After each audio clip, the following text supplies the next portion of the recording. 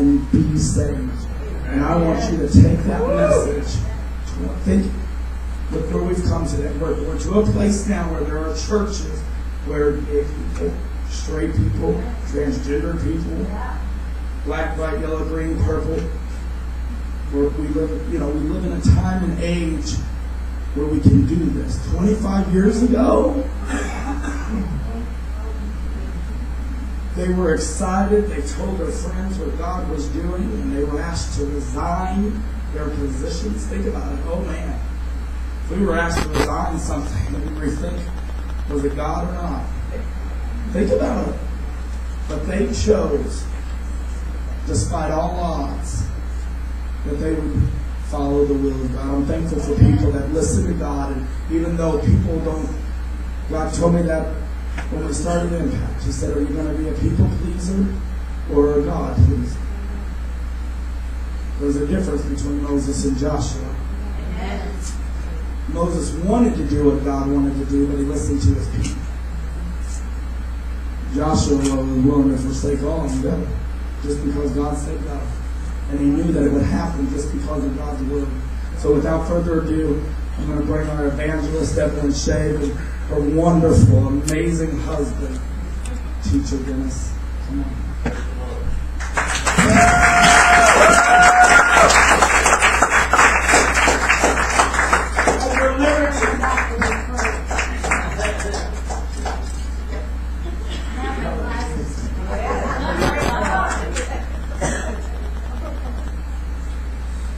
It is an honor and a privilege to be doing what God asked us to do. He called us to do. And what an honor and a privilege it is. I have not regretted what the calling that God put on our heart. I haven't regretted it one bit. And it just, like I said the other night, it just gets good and good all the time. Because we're seeing God do some good stuff. Amen.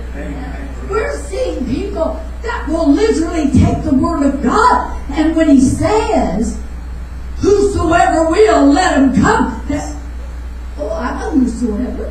Amen. Yes, we are. Would you stand to your feet one time? I tell you, that's one thing about Pentecostal churches. You're up, you get your exercise. Yeah. But would you turn around and greet the person that is standing next to you and say, I'm glad you're here.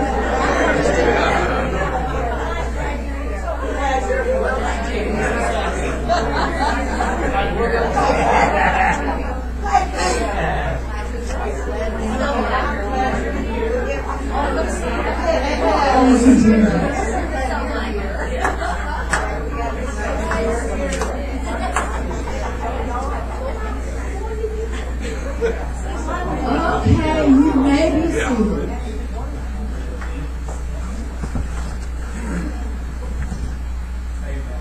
Father, we ask in the name of Jesus that you minister to the hearts of your people today. And let the anointing saturate your people, we pray. In Jesus' name. Amen. And amen. Thank you, Jesus. How many realizes, maybe you don't realize, that today is the day that you have an appointment with God. Oh, no. Oh, no, Sister Evelyn. We're here because it's Sunday and we're supposed to go to church on Sunday. But whether you realize it or not, you have an appointment with God. That's right. Woo! All right. Hallelujah. Thank you, Jesus. Oh, well, some people don't like to sit on the edge because they know when I come by, I know a lot of times I hit you.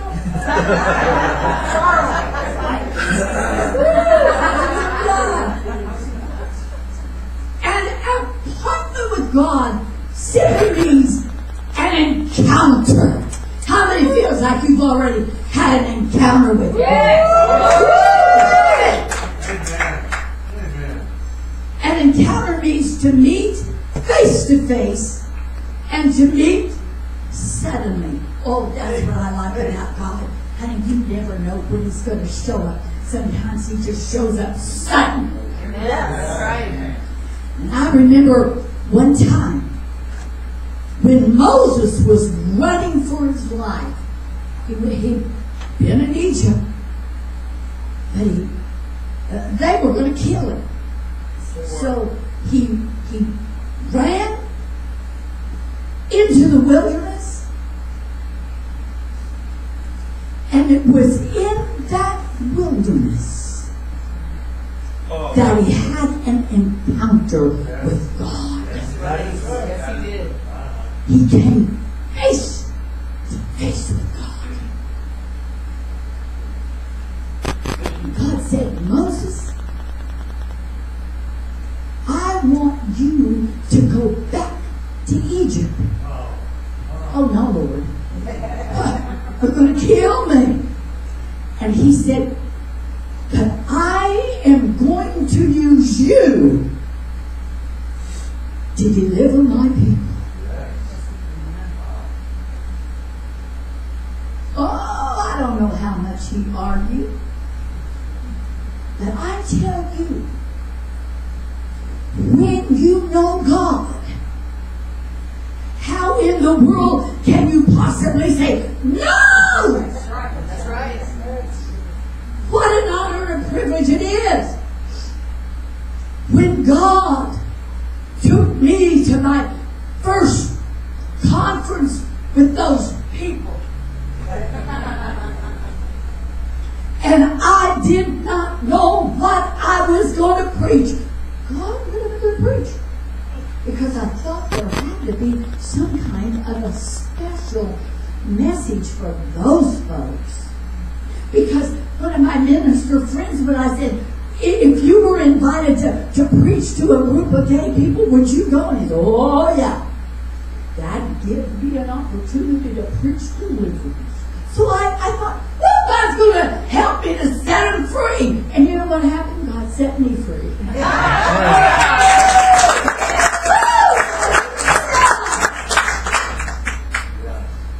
But when you have that encounter with God, you see, when I went to that conference, I heard about this woman that was a non-gay preacher that was ministering to the gay community. And her name was Sylvia Pennington. Anybody ever heard of Sylvia Pennington? And I thought, oh God, thank you, Jesus. But she was doing a wonderful work. I never met her. But people used to say, oh, you're another Sylvia Pennington. And I thought, ooh, I think that's good. But I never met her. And so I never had the privilege to meet her because the Lord took her home. And then I remember that day I was, because I could tell these people they loved her. She was ministering to them. She was loving them. And I was in my living room at home, and I'm praying and I'm saying, God, now what are you people going to do, Lord? Who do you have from the straight community that's going to minister your love to the gay folks? And the Lord said, you? I go, Lord, but I'm not talking about me, Lord. I know you have somebody else, and I had that encounter with God. But it wasn't until I went to Sylvia's memorial service in Portland, Oregon, that it really hit me.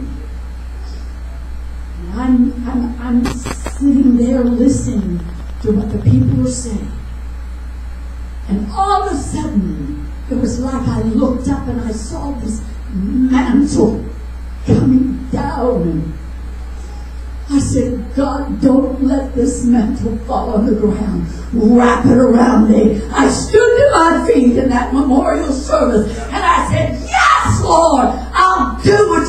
I had an encounter with God at Sylvia's memorial service.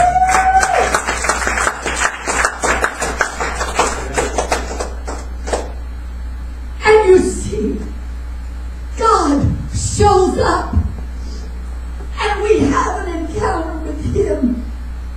Sometimes we don't expect it. And sometimes that's the only way that God can get our attention is when He shows up and surprises us. There was a man, a minister, that was walking down the sidewalk in his city one day. And he saw this man standing on the corner and was selling watches. So the Lord spoke to this minister and said, go over and lay your hands on him. He's one of my kids. The pastor went over and said to the preacher, or to this man, said, I don't need your watches, but you do need Jesus. And the man goes, oh man. And the pastor laid his hand on the man's shoulder and began to pray. And the man fell back against the wall. Watches went everywhere. And the man said to the pastor, ooh, what was that?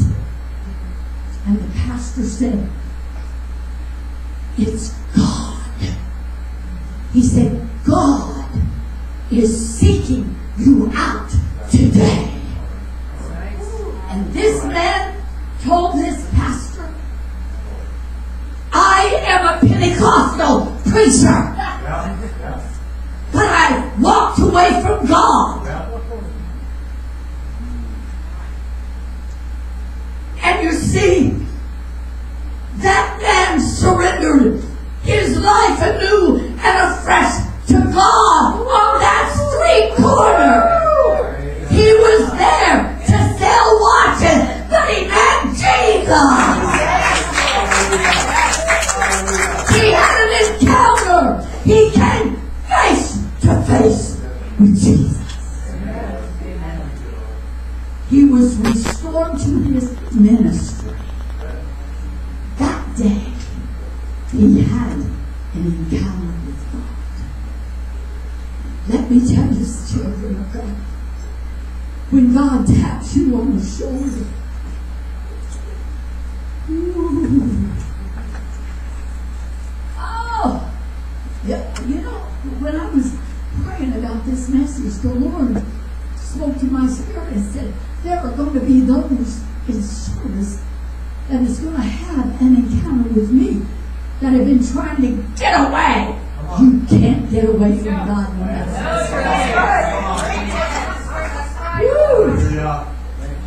Thank you, Jesus. And you see what God is saying. He is saying, I am drawing men and women unto me.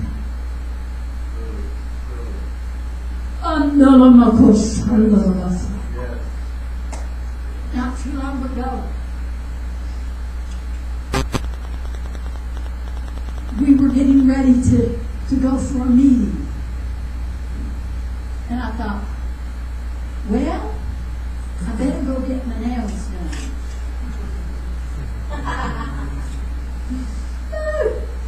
The Lord is so funny, isn't He? So I go to get my nails done. And then I thought, well, while I'm in here, I might as well get my toes off painted. As if people are going to see my toes. But anyway, that's what I did. So I had my nails done, and then I went over to a different area of the shop to get my toes Praise God. I'm sitting there. Oh, God is coming. I'm sitting there, and in walks a young couple. A young man with this young girl, found out later it was his sister. So he brought her to get her nails. And while he's sitting there, he's sitting right across from me, eye on the eye. And I noticed his shirt. It said, God is my only judge. So I made a comment about his shirt. Well, now, what a cool shirt. And I said, are you a Christian? I used to be. And I said, do you attend church anymore? I used to. He told me his dad was a pastor.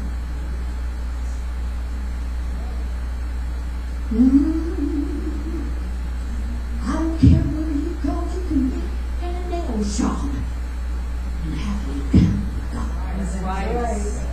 And I looked at him and I said, honey, it's time for you to come back home. All right. He started crying. I saw him cry. And he said,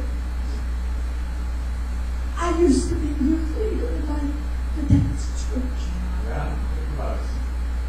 I used to be on fire for God. I said, it's time.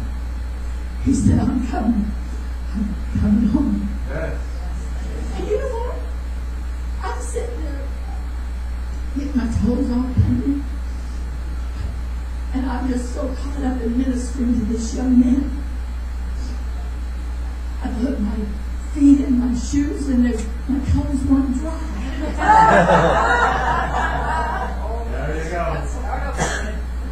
And the lady said, I don't know what you thought about all this going on. And the lady said, oh, I have to redo it. Okay. And the Lord said, I'm not finished with you.